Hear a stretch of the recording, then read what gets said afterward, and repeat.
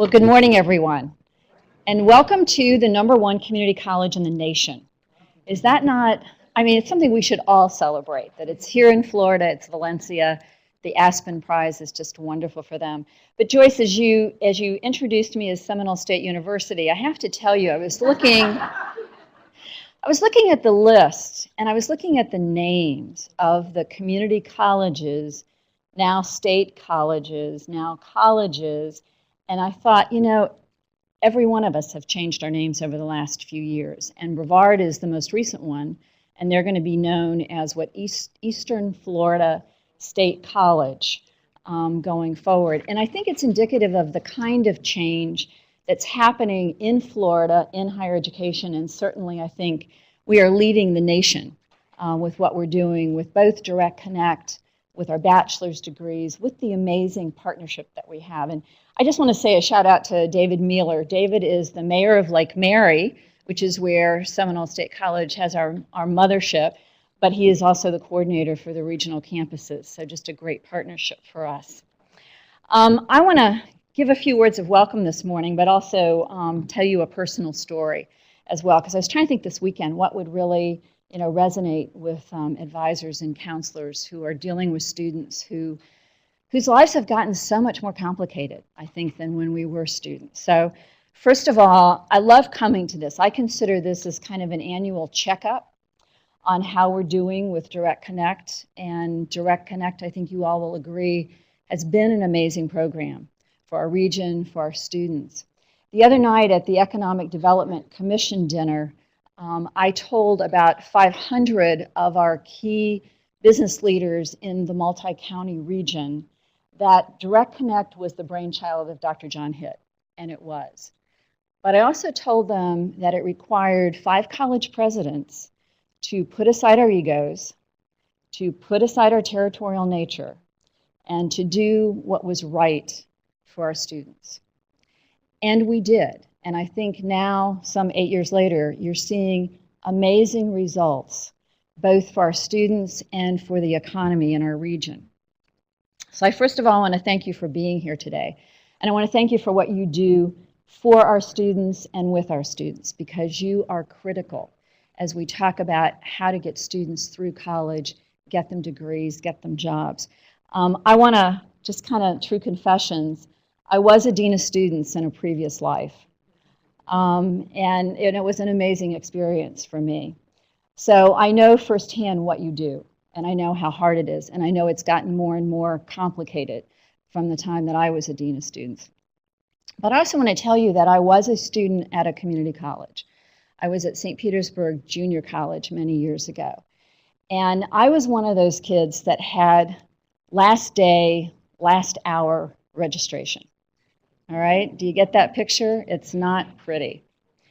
And it was back when we used to pull class cards. How many of you remember the old class cards? Okay, thank you. I was hoping a few people in the audience would remember those days. And so I went in, a brand new college student. I was actually 16 years of age at the time because I'd graduated from high school early. And I had no one at home. My parents hadn't gone to college, so no one at home who knew what I was going through. It was my first experience. And after several failed attempts of trying to make a class schedule and pull those class cards, remember the stations we used to have to go to, I was just finally reduced to tears in the corner of the room. And I remember sitting there and sobbing what I thought was hysterically. And a counselor came over and said, "May I help you?" And I remember I just, kind of held up my cards, and he took them and made a class schedule for me. And I will always remember, you remember people who are in defining moments of your life. Dave Walthall. I will always remember him.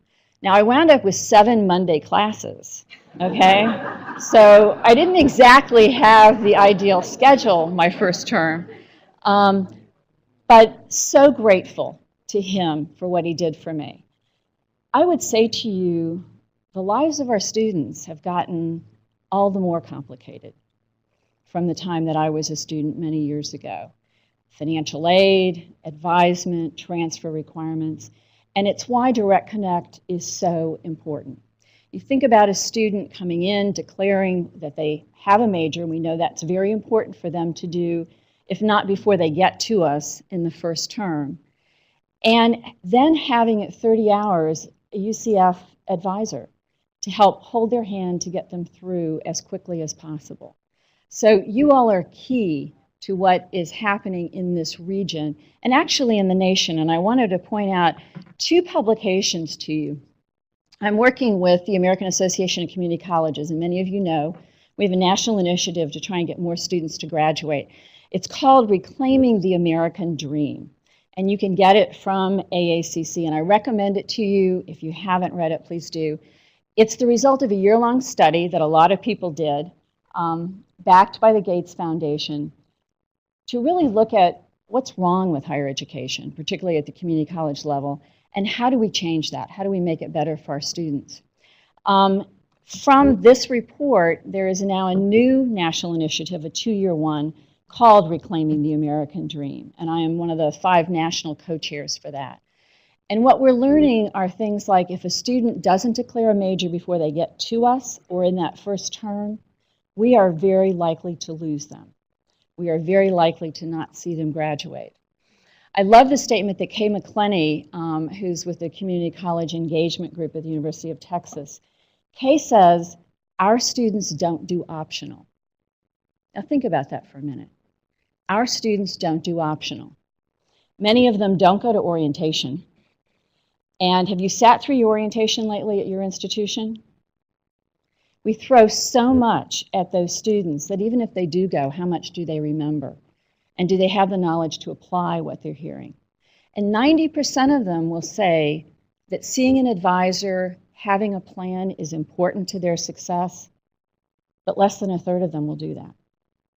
So we've got some challenges in front of us. And I know this afternoon you all are going to talk about pathways for students, and that is very critical. That happens to be the group that I'm co-chairing at the national level, is creating new pathways for students. So the other publication I'm going to recommend to you is one by Terry O'Banion.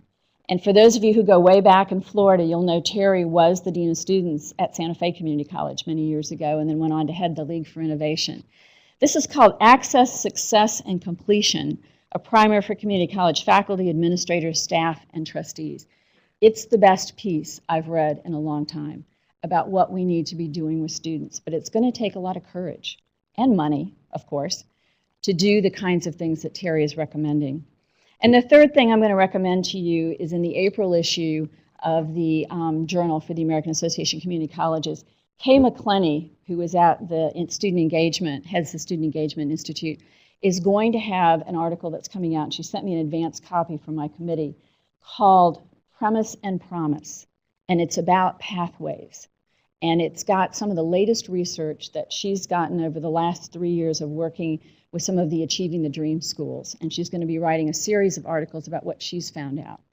So I think what I'm saying to you is even as we've changed our names and we've changed our mission, expanded our mission, there's more change coming in terms of how we offer instruction, how we help students to get through. And I would say to you that what you do every day is critical, not only for those students, but it's critical for our communities as well. So thanks for being here today, and thanks for what you do on behalf of our students, because they are all our students. So thank you.